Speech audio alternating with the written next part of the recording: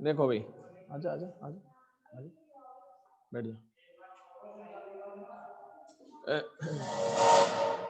Coulomb's law अपन पढ़ लेते हैं, ठीक है।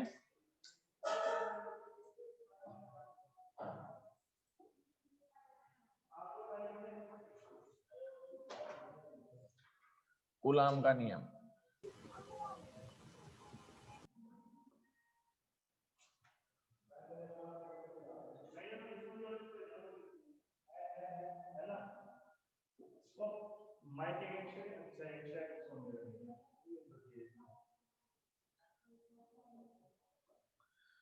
देखो भाई, कूलाम का नियम अपन चालू करते हैं, ठीक है। सबसे पहले तो नियम क्या कहता है, जैसे गुरुत्वाकर्षण वाले पार्ट में आपने 11th में न्यूटन का गुरुत्वाकर्षण का नियम पढ़ा ना, बस लगभग वैसा ही है ये, ठीक है।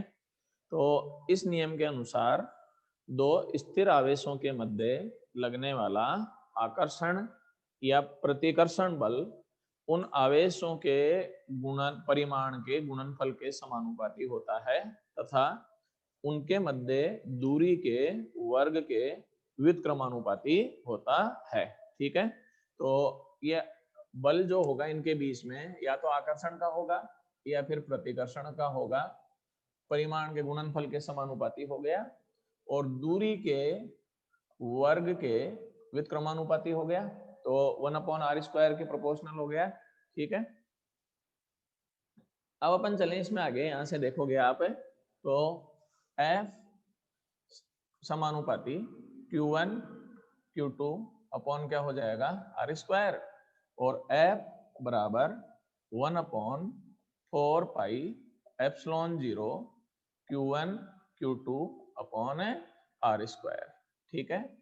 इसको ये भी लिखा जाता है भाई F बराबर के Q1 Q2 अपॉन r²। अब अपन चलते हैं यहाँ पर, के का जो मान है ना समानुपाती स्थिरांक का, वो कितना है 1/4πε0 है, ठीक है। और यूं जो इसका वैल्यू होता है वो होता है 9 × 10⁹। मात्रक अगर आपको के का निकालना है तो यहाँ से निकल जाएगा, के अलावा सबको इस साइड में शिफ्ट कर दो, तो के का मात्रक क्या बनेगा बताओ, F r² upon Q1 Q2, तो मात्रक बन गया इसका न्यूटन मीटर स्क्वायर प्रति कूलाम का स्क्वायर, न्यूटन मीटर स्क्वायर प्रति कूलाम का स्क्वायर, ठीक है। अब अपन चलें इसमें, देखो ये तो बात हो गई इसकी। ε0 जो है ना अपने पास, इसे क्या कहते हैं, निर्वात की विद्युतशीलता कहते हैं भाई, विद्युतशीलता कहते हैं, विद्युतशीलता भी कहते हैं, और इसका दूसरा नाम है विद्युतीय पारगम्यता, इलेक्ट्रिक परमिटिविटी। ये एप्सिलॉन से शो किया जाता है भाई। बॉर्डर पर लाइट का फोकस पड़ रहा है, हाँ भाई वो अभी सही करते हैं, थोड़ा सा आ रही लाइट। एप्सिलॉन जो है देखो अपने यहाँ ये ई जो लिखा जाएगा ये तो विद्युत क्षेत्र को शो करेगा, ठीक है ना। अगर आप ऐसे लिखते हो तो ये विद्युत वाहक बल को शो करेगा, ये क्या है विद्युत वाहक बल हो जाएगा, ये जो होगा ये विद्युत क्षेत्र हो जाएगा, और ये जो लिखते हैं इसको बोलते हैं एप्सिलॉन। क्या कहते हैं इसको, एप्सिलॉन से लिखा जाता है। और एप्सिलॉन यहाँ पर 0 मतलब निर्वात माना है, निर्वात की विद्युतशीलता है, और निर्वात की विद्युतशीलता का जो मान होता है वो मान होता है अपने पास 8.85 गुणा 10⁻⁻12। मात्रक इसका उल्टा कर दो तो कूलाम का स्क्वायर पर न्यूटन मीटर स्क्वायर। आगे बात समझ में अपने पास। अगर विमेय सूत्रक निकालना है तो कूलाम का तो A1T1 होता ही है, का होल स्क्वायर हो जाएगा upon newton metre square. Newton का बोलो भाई M1 L1 T-2, metre square का L2 हो जाएगा। फाइनली अब आप सॉर्ट आउट करेंगे तो M-1 L-3 T⁴ और A2, ये एप्सिलॉन का विमेय सूत्र है भाई अपने पास, ठीक है। अब एक बार आप लोग जो है स्क्रीनशॉट ले लो, तो मैं इसको इरेज करूंगा और उसके बाद में अपन आगे बढ़ेंगे।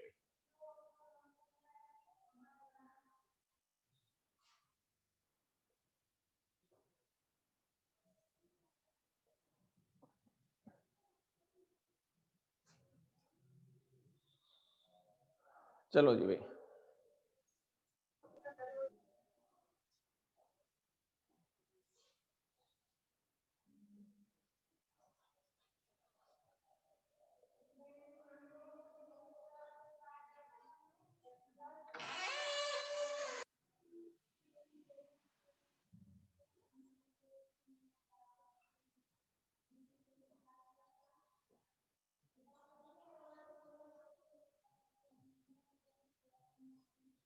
हाँ जी भाई, ये तो बात हो गई इसकी।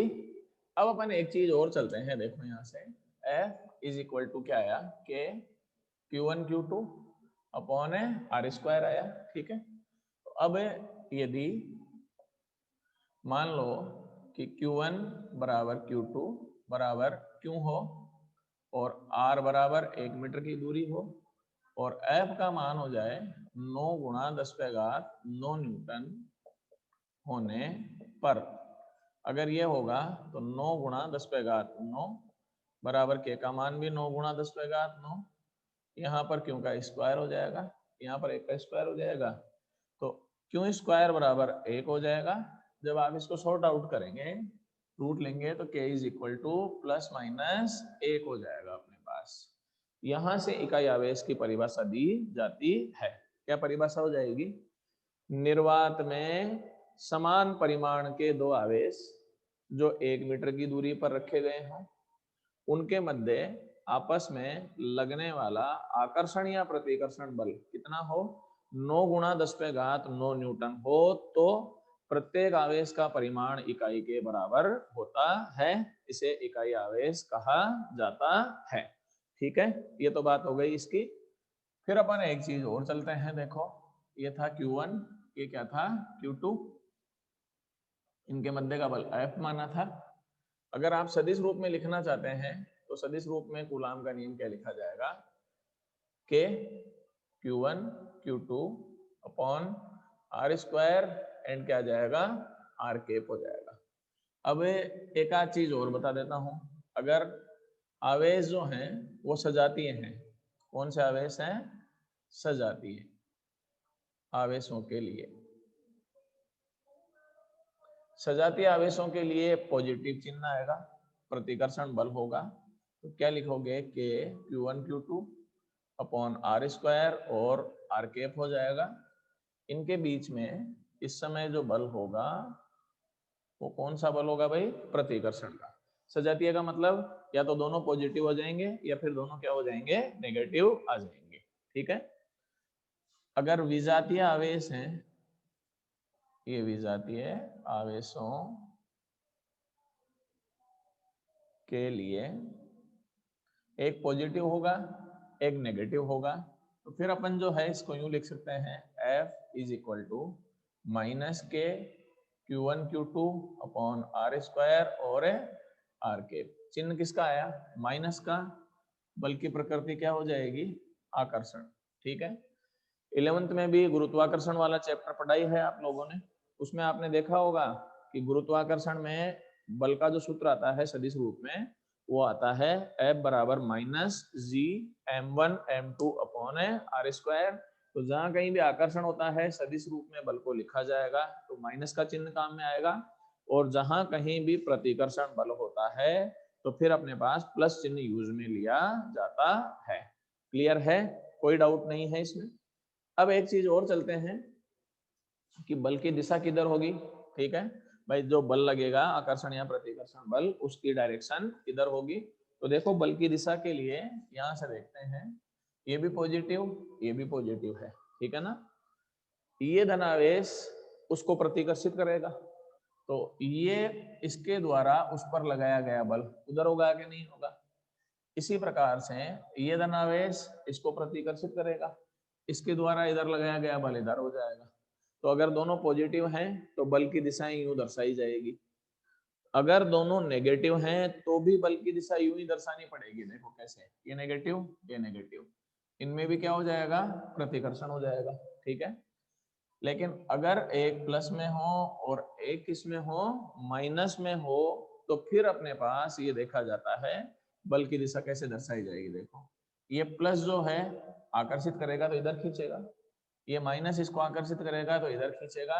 तो अगर दोनों तीर के निशान इस तरह से हैं तो आकर्षण बल हो जाएगा, और दोनों अगर बाहर की ओर हो रहे हैं तो प्रतिकर्षण बल हो जाता है। मेरे हिसाब समझ में आ गया होगा, कोई दिक्कत नहीं है। एक बार स्क्रीनशॉट ले लो तो फिर आगे बढ़ेंगे भाई।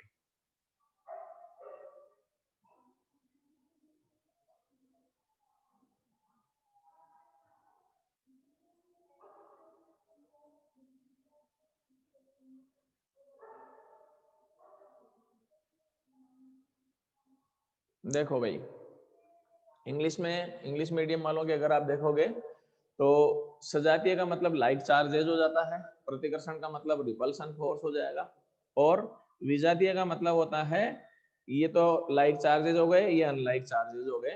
अनलाइक चार्जेस का मतलब अपने पास एक पॉजिटिव एक नेगेटिव हो जाएगा, and force is a of A attraction nature, nature क्या हो जाएगा उसमें, अट्रैक्शन नेचर हो जाएगा। क्लियर है, चलो जी भाई।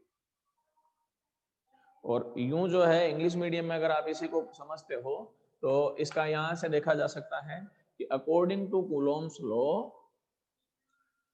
force between two stationary charges, force between two stationary charges is directly proportional to product of charges and inversely proportional to square of distance, is inversely proportional to square of distance between charges। ठीक है, तो ये वैसा का वैसा हो जाएगा, जैसा हिंदी मीडियम है वैसा किसमें हो जाएगा, ये इंग्लिश मीडियम में हो जाएगा।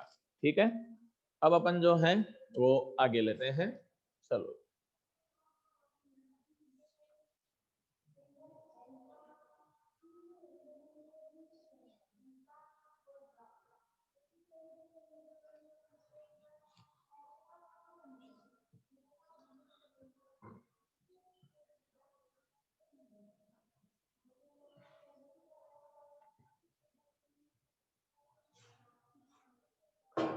हाँ भाई, आज का इंग्लिश मीडियम में भी जो वीडियो आएगा वो यही आएगा, कल से तो अलग अलग हो जाएगा, थोड़ा सा दोनों को एक साथ लेके मैं चल रहा हूँ। ठीक है, अब जो है मैं कुछ क्वेश्चन है वो आप लोगों को मैं सोल्व करा देता हूँ।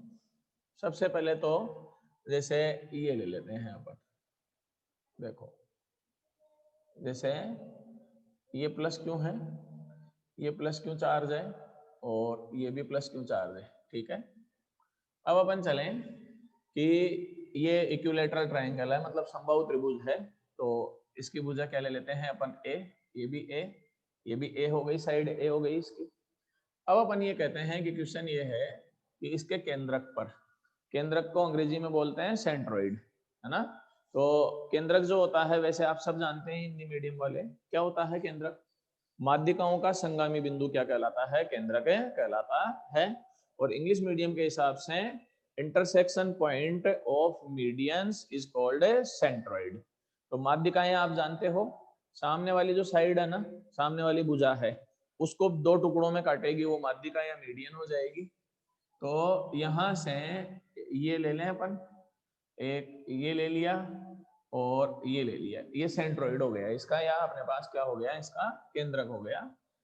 अब अपन चलते हैं, ये देखो ये हो गई नहीं हो गई, दो पार्ट में काट देगी, ये दो पार्ट में काटेगी तो ये a/2 हो जाएगा, और ये भी कितना हो जाएगा, इसका वैल्यू a/2 हो जाएगा।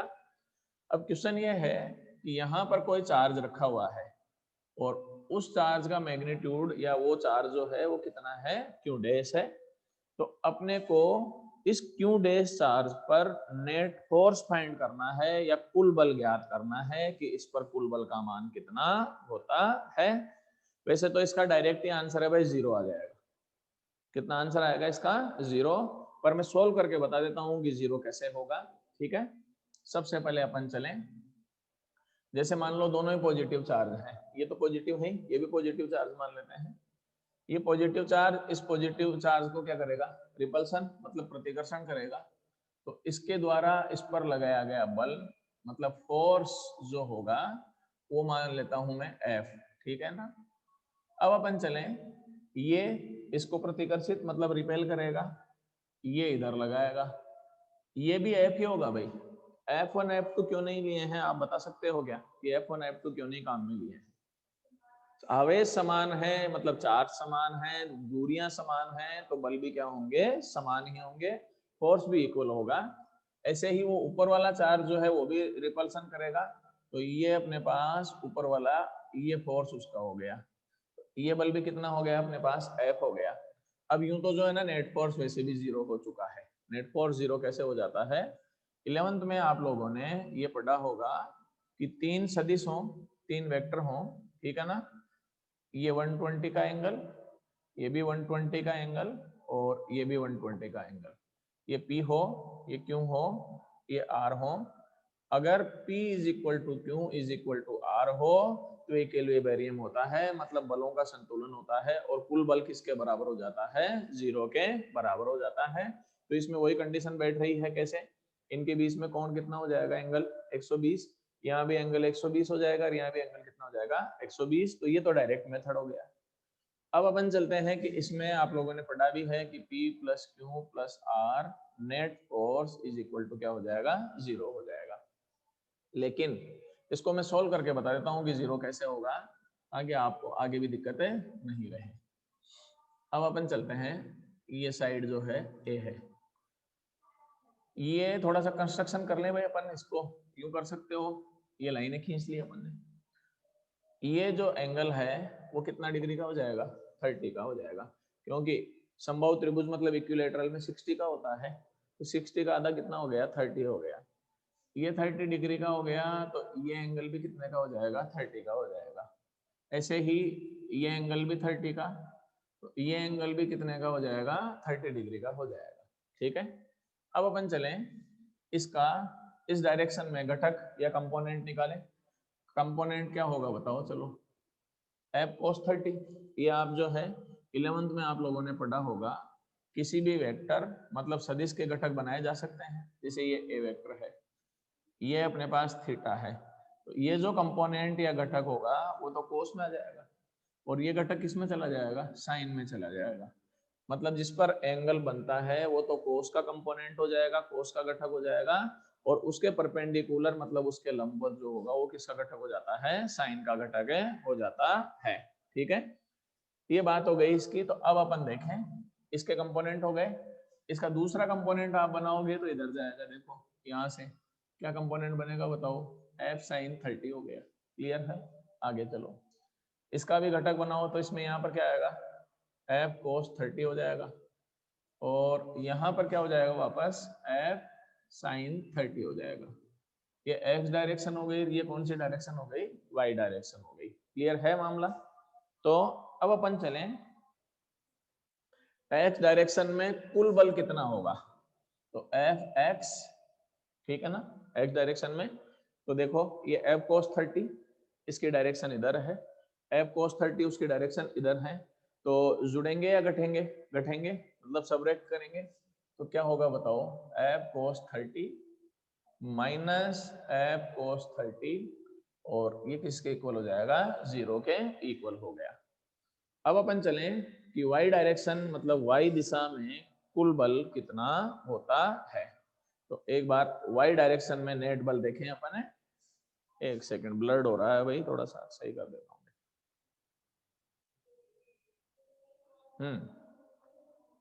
तो y डायरेक्शन के लिए क्या आएगा बताओ, F y is equal to, बोलो ऊपर कितना है बताओ, f sin 30 प्लस f sin 30, तो इसका वैल्यू कितना हो जाएगा, 2f sin 30 हो जाएगा अपने पास, वैल्यू कितना हो जाएगा इसका, 2f sin 30 माइनस नीचे की साइड में फोर्स देखो, बल देखो कितना है अपने पास, F है, तो ये माइनस का F हो गया, तो F y is equal to क्या आएगा बताओ, 2f sin 30 का वैल्यू हाफ हो जाएगा, माइनस f हो जाएगा, कैंसिल आउट हो गया, तो y डायरेक्शन में बल भी कितना हो गया, जीरो हो गया, x डायरेक्शन में भी फोर्स जीरो, y डायरेक्शन में भी फोर्स जीरो, इसका मतलब है नेट फोर्स भी किसके इक्वल हो जाएगा, जीरो के इक्वल। तो इस कंडीशन में एफ नेट जो है वो किसके बराबर हो जाएगा, 0 के बराबर हो जाता है। सेम ऐसे के ऐसे ही कंडीशन भाई देखो इसमें भी आएगा। जैसे ये वर्ग है मतलब स्क्वायर है, ये भुजाएं जो है साइड जो है ए है, ये प्लस क्यों है, ये भी प्लस क्यों है, ये भी प्लस क्यों है और ये भी प्लस क्यों है। ये वर्ग का केंद्र बना दिया अपन ने। मान लो कि यहाँ पर ये सेंटर पर कोई चार्ज क्या रखा हुआ है, क्यू डैश रखा हुआ है, ठीक है। सबसे पहले ये इसको प्रतिकर्षित मतलब रिपेल करेगा, तो इसका जो बल होगा, हाँ सेंटर से ये दूरी r, ये भी r, ये भी r और ये भी r, चारों दूरियां बराबर होगी कि नहीं होगी, क्योंकि स्क्वायर का सेंटर है तो इसका हर शीर्ष मतलब हर वर्टिसेस जो है इक्वल डिस्टेंस पे आ जाएगा अपने पास, ठीक है। तो ये इसको रिपेल करेगा, फोर्स कितना हो गया बताओ, F हो गया, F1 मान लो बोले, ये इसको रिपेल करेगा, ये कितना हो जाएगा, F2 हो जाएगा। ये इसको प्रतिकर्षित करेगा तो इधर करेगा, ये F3 हो जाएगा। फिर ये इसको प्रतिकर्षित मतलब रिपेल करेगा तो ये F4 हो जाएगा। अब एक चीज बता देता हूं मैं, जो टोटल फोर्स हैं या बल हैं वो 4 हो चुके हैं। कितने हो चुके हैं अपने पास है, 4 हो गए। तो अब 4 है तो निकाले कैसे, तो इसमें सबसे पहले काम करते हैं अपने, दो डायरेक्शन पकड़ लेते हैं। ये F1 और F3 ये कौन से डायरेक्शन में है, AC में है। ये F2 और F4 कौन से डायरेक्शन में है, देखो एक बार BD में है अपने पास। तो AC दिशा में कुल बल कितना होगा, या FAC इज इक्वल टू, बोलो क्या होगा, क्या होगा, FAC is equal to F1 minus F3 होगा या F1 प्लस F3 होगा, F1 माइनस F3। दिशा देखो एक दूसरे के क्या है, विपरीत है, तो चिन्ह किसका आ जाएगा, माइनस का आ जाएगा। दिशा मतलब डायरेक्शन एक दूसरे के अपोजिट हैं, so that net force in direction of AC is equal to F1 minus F3 हो जाएगा, ठीक है। और F1 और F3 इक्वल भी होगा, इक्वल क्यों होगा, ये सारे चार्ज इक्वल हैं कि नहीं है, तो F1 और F3 इक्वल भी हो जाएगा। इक्वल हो जाएगा तो नेट फोर्स वापस किसके इक्वल हो जाएगा, 0 के इक्वल हो जाएगा। ऐसे ही BD डायरेक्शन में नेट फोर्स कितना होगा बताओ, FBD इज इक्वल टू क्या लिखोगे, F2 माइनस क्या हो जाएगा, F4 हो जाएगा अपने पास, ठीक है। फिर ये दोनों भी इक्वल है तो ये भी 0, सो दैट अतः F नेट किसके इक्वल हो जाएगा, 0 के इक्वल हो जाएगा। तो मैंने त्रिभुज मतलब ट्राइंगल बता दिया, उसके बाद में स्क्वायर बता दिया, वर्ग बता दिया। इसका मतलब अपन ये कह सकते हैं इंग्लिश मीडियम वालों के हिसाब से, तो ये मान लो कि रेगुलर पॉलीगन अगर है, रेगुलर पॉलीगन अगर है, रेगुलर पॉलीगन का मीनिंग समझते ही हो आप, सारी साइड इक्वल हो, ठीक है ना। तो और उनके वर्टिसेस पर इक्वल चार्जेस प्लेस हैं, तो उसके सेंटर पर नेट फोर्स जो है हमेशा 0 हो जाएगा। हिंदी मीडियम में अपन ये कह सकते हैं कि अगर कोई समबाहुभुज है, समबाहुभुज का मतलब जिसकी सारी भुजाएं क्या हो, बराबर हैं, और उसके शीर्षों पर समान परिमाण के आवेश रखे गए हैं, और केंद्र में कोई आवेश रखा गया हो, तो उस आवेश पर लगने वाला परिणामी बल हमेशा ही किसके बराबर होगा, 0 के बराबर होता है। जैसे त्रिभुज में देख लिया, वर्ग में देख लिया, उसके बाद में पंचभुज में भी ऐसा ही होगा, षटभुज में भी ऐसा ही होगा। इंग्लिश मीडियम के हिसाब से पेंटागन हो जाएगा, हेक्सागन हो जाएगा, हेप्टागन हो जाएगा। इन सब में नेट फोर्स किसके इक्वल हो जाता है, 0 के इक्वल हो जाता है। क्लियर। अब एक बार आप स्क्रीनशॉट ले लो, उसके बाद में अपन आगे बढ़ेंगे भाई।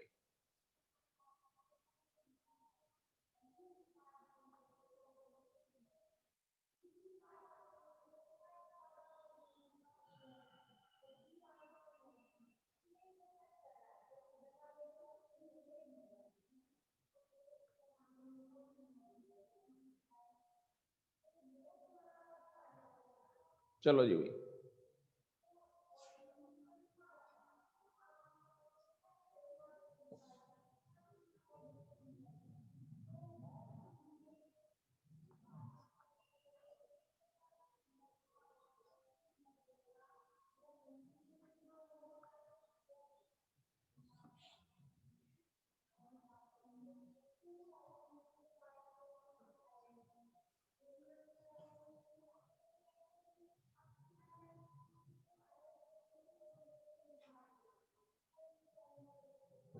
एक चीज और चलते हैं अपने पास, दो आवेश जिनके परिमाण है +16 इलेक्ट्रॉन व प्लस में 4 इलेक्ट्रॉन है, एक दूसरे से 18 सेंटीमीटर पर स्थित है, इनके मध्य किसी प्रोटॉन को कहां रखा जाए,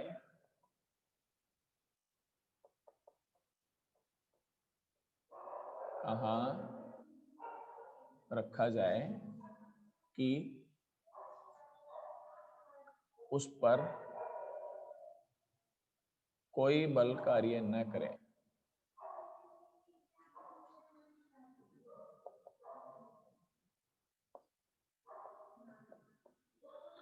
देखो भाई, दो आवेश हैं, ठीक है ना, और इनके परिमाण जो दे रखे हैं वो दे रखे हैं प्लस में 16 इलेक्ट्रॉन और प्लस में 4 इलेक्ट्रॉन हैं, एक दूसरे से कितने सेंटीमीटर की दूरी पर रखे गए हैं, ये 18 सेंटीमीटर की दूरी पर स्थित हैं, इनके मध्य किसी प्रोटॉन को कहां रखा जाए कि उस पर कोई भी बल कार्य न करे। एक बार इंग्लिश मीडियम वालों के लिए भी बोल देता हूं क्योंकि आज यही वीडियो भेजूंगा इसमें। तो सबसे पहले है क्वेश्चन है कि to charges with magnitude 16 electron and 4 electron are separated by 18 centimeter distance, ठीक है, at which point a proton is placed so that net force on proton becomes 0, ठीक है। आ गया होगा क्वेश्चन इंग्लिश मीडियम वालों को भी। क्वेश्चन ये है कि ये दो चार्ज हैं, तो ये दो चार्ज यहां से ले लिया अपन ने, ये प्लस में 16 इलेक्ट्रॉन हो गया और ये प्लस में 4 इलेक्ट्रॉन हो गया, डिस्टेंस कितनी है 18 सेंटीमीटर है। अब ये कह रहे हैं कि इनके बिटवीन में अपने पास किसी प्रोटॉन को कहां रखा जाए, है ना, कि नेट फोर्स ऑन प्रोटॉन किसके इक्वल हो जाए, 0 के इक्वल। सपोज दैट कि यहाँ रख दिया, कहीं भी रख दो कोई फर्क नहीं पड़ता है, अपने हिसाब से यहाँ मान लिया। इससे डिस्टेंस जो है वो कितनी ले ली मैंने, x ले ली, यहाँ से यहाँ तक x ले ली, जो बच गई वो कितनी हो गई, ये 18 माइनस एक्स 18 माइनस एक्स हो गई। अब अपन चलें, ये प्रोटॉन रखा तो प्रोटॉन पर चार्ज जो है वो क्यों मान लेता हूँ। सबसे पहले अपन चलें, अब प्रोटॉन पर जो चार्ज होगा वो प्लस में ई के इक्वल हो जाएगा, ये इसको प्रतिकर्षित करेगा मतलब रिपेल करेगा, तो इसने इस पर जो फोर्स लगाया वो क्या ले लिया मैंने, F1 ले लिया, ठीक है। ये भी इसको रिपेल करेगा तो इसने इस पर जो फोर्स लगाया वो क्या हो जाएगा, F2 ले लिया। आगे बात समझ में अपने पास। अब अपन देखें F1 और F2 की डायरेक्शन सेम डायरेक्शन है या अपोजिट डायरेक्शन है, दोनों एक ही डायरेक्शन में है या अपोजिट डायरेक्शन में है, अपोजिट डायरेक्शन में, विपरीत दिशा में है। तो F नेट, क्वेश्चन क्या कह रहा है कि F नेट किसके इक्वल हो जाना चाहिए, 0 के इक्वल हो जाना चाहिए। तो अपन ये कह सकते हैं कि F1 vector minus F2 vector is equal to क्या होना चाहिए, 0, so that F1 vector is equal to क्या होना चाहिए, F2 वेक्टर होना चाहिए। अगर आप मैग्नीट्यूड ले लें, इसका परिमाण ले लें, तो F1 वेक्टर का magnitude is equal to F2 vector का मैग्नीट्यूड हो जाएगा। अब सबसे पहले ये इसको रिपेल करेगा, प्रतिकर्षित करेगा, तो इसने इस पर जो फोर्स लगाया वो निकालना है और इसने इस पर जो फोर्स लगाया वो निकालना है। तो कूलोम्स लॉ से अपन क्या चलेंगे, बोलो, के Q1 Q2, तो ये आ गया 16 इलेक्ट्रॉन, Q2 का वैल्यू E हो गया अपॉन क्या होगा, h स्क्वायर हो जाएगा, ठीक है। अब इसका और इसका निकालो, इसका और इसका निकालोगे तो क्या आएगा बताओ, K into 4 electron into E upon 18 minus x का होल स्क्वायर। ये E से E खत्म हो जाएगा, यहाँ से कैंसिल आउट कर दिया, ये 4 हो गया, K से K कैंसिल आउट हो गया, ठीक है। अगर आप इसका रूट लेते हैं तो क्या आएगा बताओ, 2 अपॉन क्या जाएगा, x आ जाएगा, ठीक है, is equal to 1 upon 18 minus x हो जाएगा। आगे बढ़े अपन, क्रॉस मल्टीप्लाई करें तो 36 -2x इज इक्वल टू क्या आएगा बताओ, x हो जाएगा, ठीक है। और 36 इज इक्वल टू क्या हो जाएगा, 3x, और x इक्वल टू कितना हो जाएगा, 12 सेंटीमीटर। मतलब इस 16 इलेक्ट्रॉन से 12 सेंटीमीटर की दूरी पर एक ऐसा पॉइंट आएगा जहां पर नेट फोर्स किसके इक्वल हो जाएगा, 0 के इक्वल हो जाएगा। अब मैं दो चीजें और क्लियर कर देता हूं, देखो ये रहा, ये प्लस में 16 इलेक्ट्रॉन था, ये प्लस में 4 इलेक्ट्रॉन था, ठीक है ना। ये मान लो कि Q1 है, ये Q2 है। यहां पर पॉइंट आया, ये 18 सेंटीमीटर था ना अभी, तो पॉइंट यहां से कितनी दूरी पर आया, 12 सेंटीमीटर पर। ये कितना हो गया बताओ, 6 सेंटीमीटर हो गया अपने पास, ठीक है। आ गई बात समझ में। तो अगर आप देखोगे यहां से, ये दूरी R1 हो गई, ये दूरी कितनी हो गई, R2 हो गई। तो जिस बिंदु पर अपने पास वो 0 हुआ है, देखो Q1 इज ग्रेटर देन क्या है बताओ, Q2 है। तो अपने पास क्या रिजल्ट आ रहा है, R1 इज ग्रेटर देन भी क्या हो जाएगा, R2। मतलब जिस बिंदु पर परिणामी बल 0 होगा, वो बिंदु छोटे वाले आवेश के पास में रहेगा या बड़े वाले आवेश के पास में रहेगा, छोटे वाले के पास में रहेगा। ये देखो छोटे वाले के पास पड़ रहा है और बड़े वाले से दूर शिफ्ट हो जाता है। तो जो जितना बड़ा आवेश होता है उसके द्वारा लगाया गया बल का मान उतना ही ज्यादा होता है। अतः किसी भी तीसरे आवेश पर नेट बल 0 के बराबर होगा। वो कहां पर होगा, बड़े वाले आवेश से दूर हो जाएगा, छोटे वाले आवेश के पास हो जाता है। स्क्रीनशॉट ले लो, टाइम हो गया बेटाओ, कल से फिर वापस।